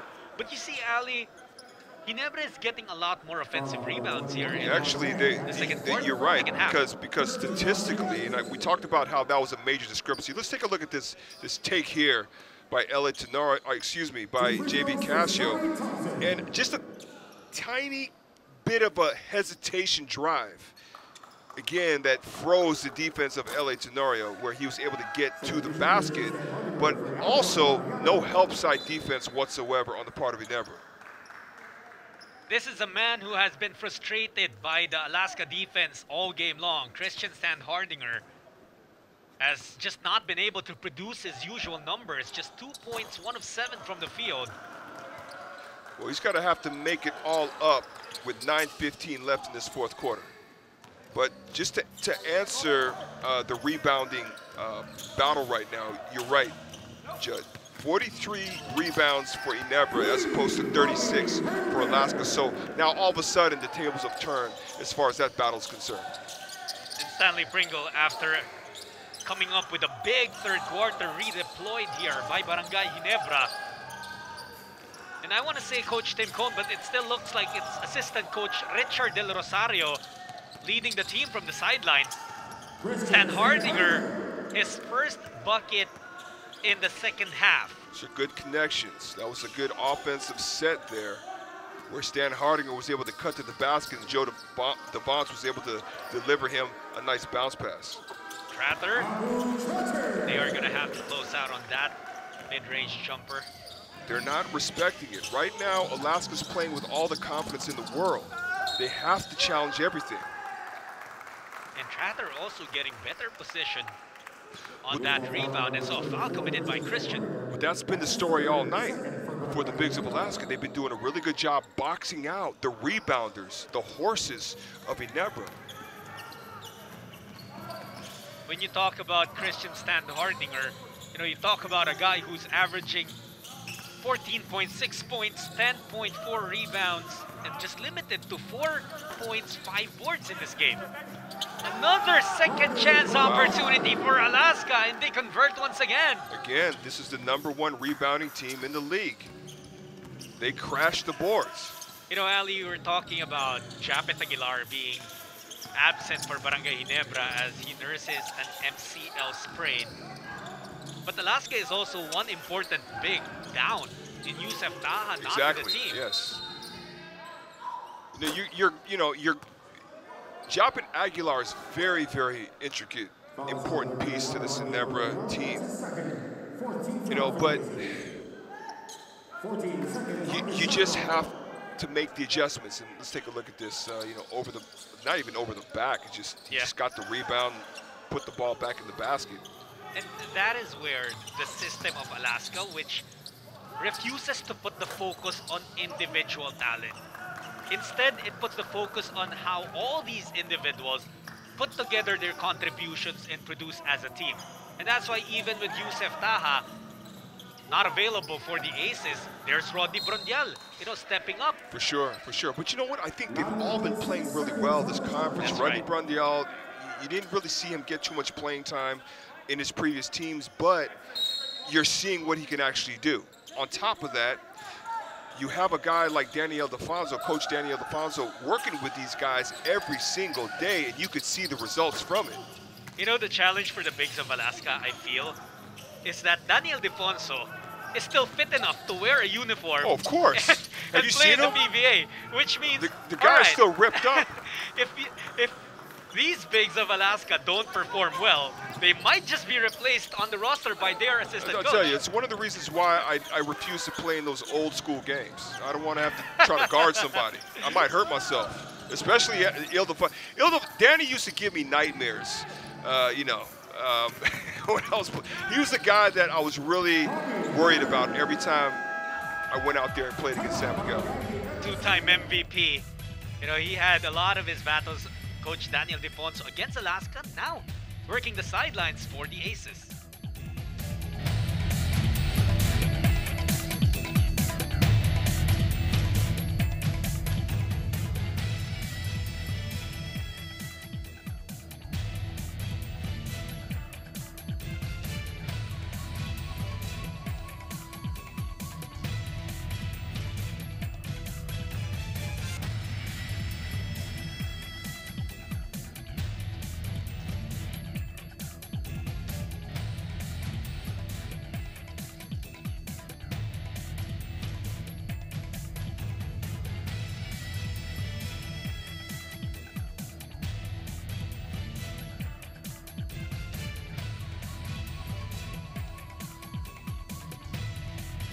Thanks for tuning in to PBA Rush. where we bring you the games of every day. You know, this one is the third of your Friday triple header. The Alaska Aces so far lording over Barangay Ginebra. They've dominated the paint as much as everywhere else on the floor. But inside, there's been Roddy Bronyal and there has been Abu Tratter. Absolutely, 13 points. Abu Trotter's been dominant on the offensive end, but he's also been doing a good job of handling Christian Standhardinger down low and just really making his presence known and felt in the paint.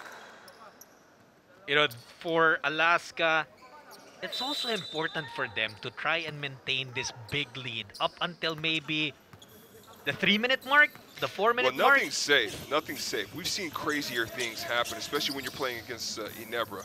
Yeah, that's right. But, you know, just thinking about them having games to play tomorrow as well and on Sunday, and I'm sure some part of Coach Jeffrey Carriazo would like to give a little bit of rest, more rest, to the guys who have played heavy minutes here today. That's a good point. That's a good point. That's something that he's probably thinking about right now. Well, actually not right now, because there's still, you know, a little bit less than 6 minutes left in this fourth quarter. And again, they're still in the danger zone, Judd, in terms of Ginebra mounting a comeback, because they can and will mount a comeback. Especially with Stanley Pringle getting to the cup and scoring. But you're right. That's something that he's going to have to really consider, especially when he knows that the game is way out of reach for Ginebra, and then he's going to have to start thinking about taking some of his, you know, his guys that play heavy minutes out to get that rest. And it's also been a battle, you know, underneath. Even though Alaska has had a lot of success limiting Christian Standhardinger and Scotty Thompson, you see how hard it has been for these guys to try and limit. They've really put in a lot of effort in defending the paint. They have. You know, this is, you know, if the game were to end right now, I'd probably give them an A+ in terms of defending, boxing out, just working really hard, hustle plays again, and then just their offensive production.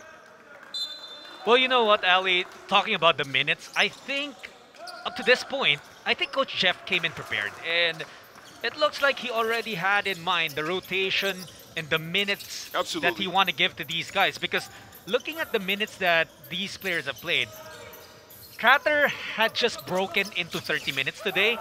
Ahanmisi is the next guy who might break into the 30s if he returns to the floor, but everyone else, you know, will be playing under 30 minutes for this game. And up until there, you see the reactions of Standhardinger every time that ball just refuses to go down. And you can't blame him too. You know, you just came off a 21-12 performance the other day. You're feeling good, but then you bump into the defense of Alaska.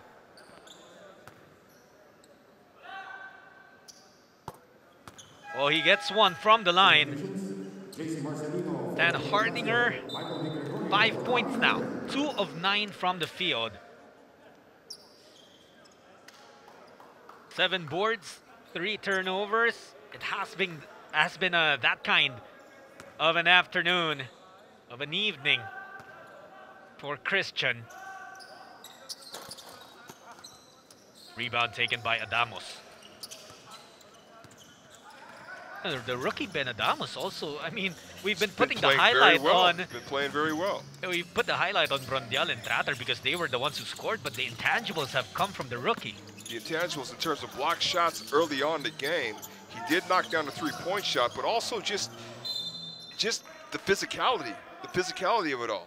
You know, hey, giving a hard foul on Christian Standhardinger and saying, hey, you got to earn it at the free throw line, and then, you know, rebounding, playing defense in the post. He has 7 rebounds, 1 steal, and 2 blocks on top of 4 points. Oh, look at Pringle. There were about 7 or 8 guys there in the paint, and it was Pringle of all people who gets the putback. It looked like there were 7 or 8 white shirts down low, and all of a sudden you see Stanley Pringle elevating above all of them. De Gregorio working against Ayai right now. It's a 17-point lead for Alaska. They're trying to slow the game down a little bit, and you know that's something you always want to try to do, especially if it ends in a three-pointer. Another three-point shot, Judd. Another three-point shot. Sort of a dagger. 8 for 18 for Alaska from deep. As for Ginebra, only 4 of 22. Look at Teng just fly out of nowhere to get that board.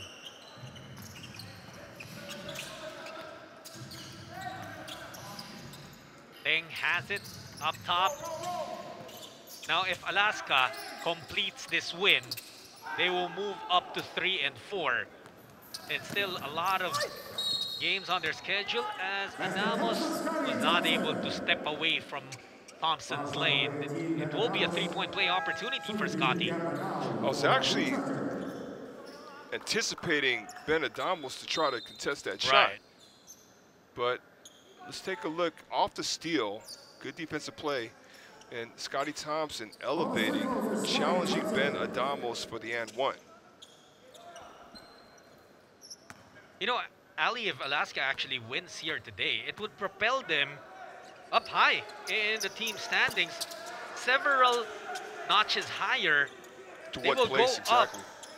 Up above Barangay Ginebra to 8th place, and Ginebra will be at 9th place. Wow. And the thing that's important as well about this game, the way the team standings are shaping up and the playoff picture is, you know, taking its form slowly with a few games left, these two teams could end up tied. You know, and not just them. It could be a multiple tie between several teams. I think as many as 5 teams or 6. No, 5 teams. I think could end up tied. You would anticipate sort of a a knockout game. That's very possible. Yeah. And you know, it's gonna be a difficult computation for the quotient and everything that needs to be in the mix. As Banal gets hit on the face, and that play is gonna be reviewed. For spectators and for outsiders looking in, let's take a look at this first. That's a push from Ayai, and that's a very hard foul that did not look like he was going for the ball anymore. Well, Ayai was late there. You know, that was a nice cut baseline, I would say, actually over the top of that arch area. It's a nice cut by Banal. And realizing that he had the size advantage over Ayai, he caught Ayai sleeping. And that's the reason for the foul, because Ayai was in a tough position to really defend that. He was late. Banal had his defender on his back, and all he really had to do was turn baseline, which he did. And of course, Ayai fouled him. There was not even a denial there, not even a push out, all because he was late defensively. Coach Richard Del Rosario. Oh, this is bad news, man. I mean, if they end up losing this game, which it looks like this is the way it's going for Ginebra, I do not want to be in that locker room. I'm telling you right now. It's going to be tough. I mean, I don't even know what to expect, but I trust you when you say that's not going to be a good Coach Tim, most people get scared when Coach Tim starts yelling at you. It's even worse when he's sitting there and he's quiet. That's not good. You know, you just have to understand the message in that already, right? And I don't even think it has anything to do with, putting the ball in the bucket. It has to do with just the effort. The effort. Particularly, again, I'm going to go back to this, particularly the first quarter. Yeah. I mean, it was already the difficulty in the start of Barangay Ginebra, because eventually they picked up their game, but then they've fallen behind already by a large margin. Again, only scoring 8 points in the first quarter. Not to take anything away from Alaska, let's not take anything away from them. They've played an excellent game this entire night. They came ready. With this impending win of the Alaska Aces, there will be 5 teams already qualified to the next round. That was crazy. I don't know what Scotty Thompson was thinking there. And it's going to be part probably of that post-game discussion that you are already fearing for the Barangay Ginebra camp. I'm just saying, Judd, I've seen that before. I've seen that look. And it's very unsettling. Well, it is a 19-point lead. Ebonia losing that basketball. Marcelino back to Ebonia. Will not get that. So at this point, you see Coach Jeffrey Carriazo able to buy some of his starters extra rest. So it might not be a lot. I mean, just 2 minutes, 3 minutes that they were able to sit down for the rest of the game. But those minutes are going to add on for the next 3 days. They're good. It's good to get a head start on the rest for your key players as soon as you can possibly get it. Yeah, because after this week, there's going to be 2 more games for Alaska. And we don't know the schedule for next week yet, but they might have to play probably at most 2 games in 3 days again. We're seeing some action here, or looked like there was Christian gave Ebonia a hit, and they're still going at it. And the referee needs to get this under control. Well, Barkley Ebonia, he knows that this is going to be a W for him. Tried to give Stan Hardinger a piece of his mind, but it was wise of him to just walk away too. Well, you start thinking about what the bigger picture. What's more important here, get the win. But again, a lot of frustration from Ginebra. And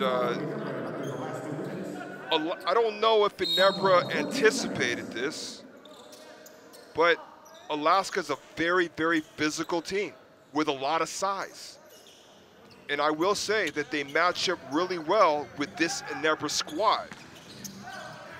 That's very true. And again, speaking of size, Ginebra missing Japet Aguilar, one guy who provides a lot of size for them, not just with his height, but also his leaping ability. Stan Hardinger, not even that falls for him. It has been a very, very frustrating outing for Christian Stan Hardinger. It looked like Ebonia got him back, got Christian Stan Hardinger back. But listen, look, you've gotten the win already. Just get the win and move on to the next game. But this has got to be very, very frustrating for Barangay Ginebra, I'm sure for the fans as well, especially the coaching staff, because this is not what they expected.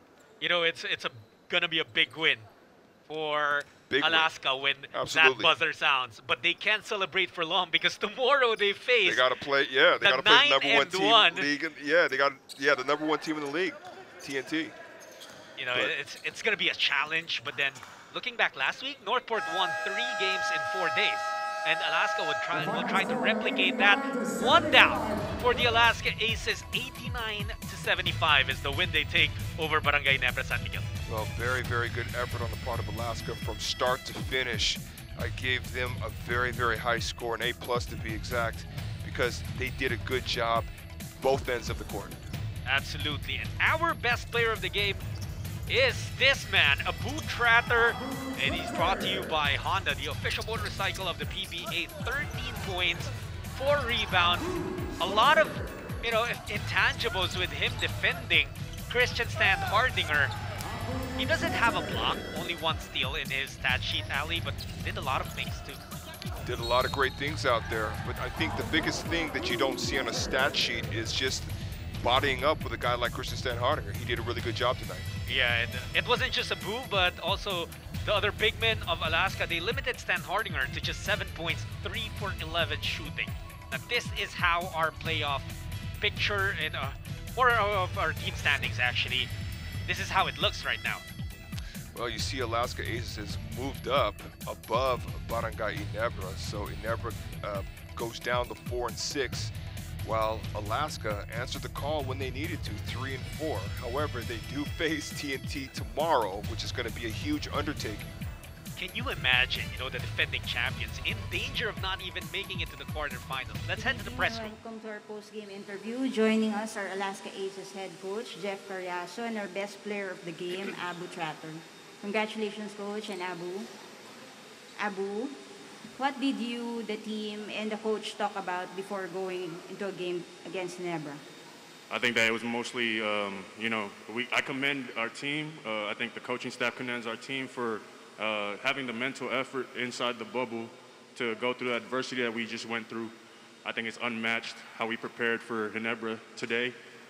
We had the mental focus, and Coach Jeff made sure that we had meetings to make sure that we're healthy mentally and prepared for this game. Physically, we did the same thing that we usually do, preparing for the game, and made sure that everybody's locked in and prepared for Ginebra, whether it's inside the post, making sure that we help each other out since we're undermanned. And I really commend my team for having the mental effort to push through today. Thank you, Abu. Coach, your first game after a 2-week break. Can you describe how it feels to be back and get a win in building your team's momentum? Oh, it feels really good to be back playing again. It feels better to be able to be successful today. We're here for a reason. All teams are here for a reason, and we never forgot that. Today we survived, and then tomorrow is another battle that we're going to face. But for today, I commend, like Abu was saying, the team, the players, they stayed focused. They maintained their composure throughout the whole game. And we knew that Ginebra is an experienced champion team that we're going to have to be, on point about. And for the most part, we were. And for tonight, again, we're happy that we're able to win this battle. Thank you very much, Coach. We have a question from Mr. Bong Lozada. For a question for Abu. Abu, first off, congratulations on the win. Thank you. Second, you can still win 7 games, at least. At most, I mean. So, with this win, how will you guys sustain a different kind of momentum heading into the final stages of the elimination round? Like Coach said, we're not really thinking about anything in the future. We were worried about today. Like he said, just lock in, prepare for today. Like the war that we're battling right now with a tough week, he said to just lock in today and make sure that mentally we prepare and stay in the moment. For Coach Jeff, Coach, similar question. You're basically in a must-win situation every game. So, how will you prepare your guys or your team for the final push this conference? That's absolutely right, Bong. We really are, underwater right now. So we're trying to get up and survive.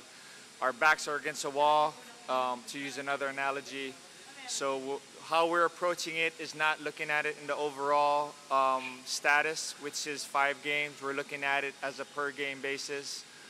As much of a cliche that is, but it really applies to us because we do play consecutive games. So, like I said, we're happy tonight, and we're going to be happy with this up until we get to the hotel, and then we're going to start preparing for Talk and Text tomorrow. Thank you, Coach. Congratulations again. Thank you. Up next is Mr. Ray Hoble. Hi, Coach. Congratulations. Hi, Ray. Coach, I've heard that 8 of your guys just joined in the practice yesterday, right? And in a short amount of time, how were you able to prepare them? And looks like your team came out well rested. That was supposed to be secret, Ray. How did you know that? Yeah, they came out yesterday, just arrived from the quarantine period. So obviously the rotation was a little different tonight, and the guys who just came in really came out with, just a hunger about them, and we really appreciate their effort despite, again, the situation that we've experienced the last couple weeks. So, like I said, adversity hit us last couple weeks. We just have to find a way to survive, and we're trying to do that. Thank you, Coach. Thank you, Bong. Ray. Up next is Mr. Ruben Terrado. Coach, congratulations. Coach, Abu touched on it, yung preparation ninyo, but could you give us parang any details lang po? How did the preparation went? How challenging was it having kulang players and, you know, with the situation, coach? How was it? I think we did the best we can with the given situation. So I won't elaborate too much, Ruben. I hope you understand. But it was very challenging because, again, when you're losing bodies at practice, it's hard to get them into a game-like situation, game-like preparation. It's really just them just constantly just trying to be ready on their own and being ready for gameplay. That was, I think, the biggest challenge. So the mental part is what Abu was bringing up, is a big part of all this. And again, we're one step to where we wanted to go, and we're ready for these next 4 battles. And we're going to need the strength mentally and physically to be able to succeed, to be able to survive. Thank you, coach. Thank you, Ruben. Up next is Mr. Justin Baknis.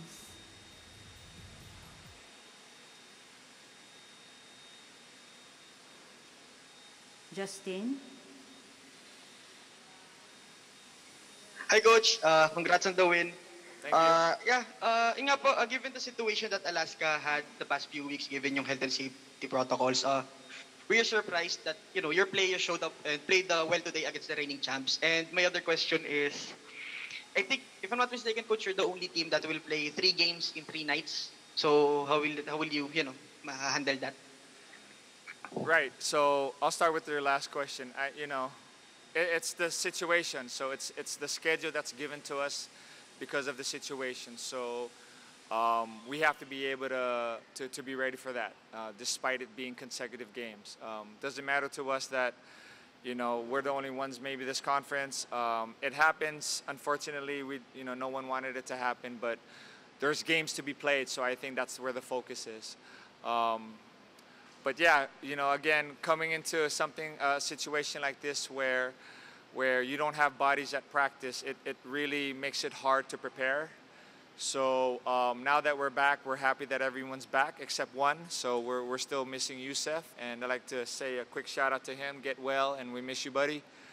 But yeah, we're gonna do our best. We're gonna handle this adversity in a way where we think is best by, again, just sticking together and playing our brand of basketball. Coach? Coach, question from Mr. Jerry Ramos. Have you been in a situation in the past where you played 3 straight games? Hi, Jerry. I don't think I have. I was trying to recall that same question. Even as a player, I don't think I had the benefit to play 3 straight games. So in the finals, normally it's back-to-back, so it's every other day, so we're used to that. But this setup, again, it's what it is. We have no excuses. We're going to go into this, as ready as we can, and we're going to play as hard as we can.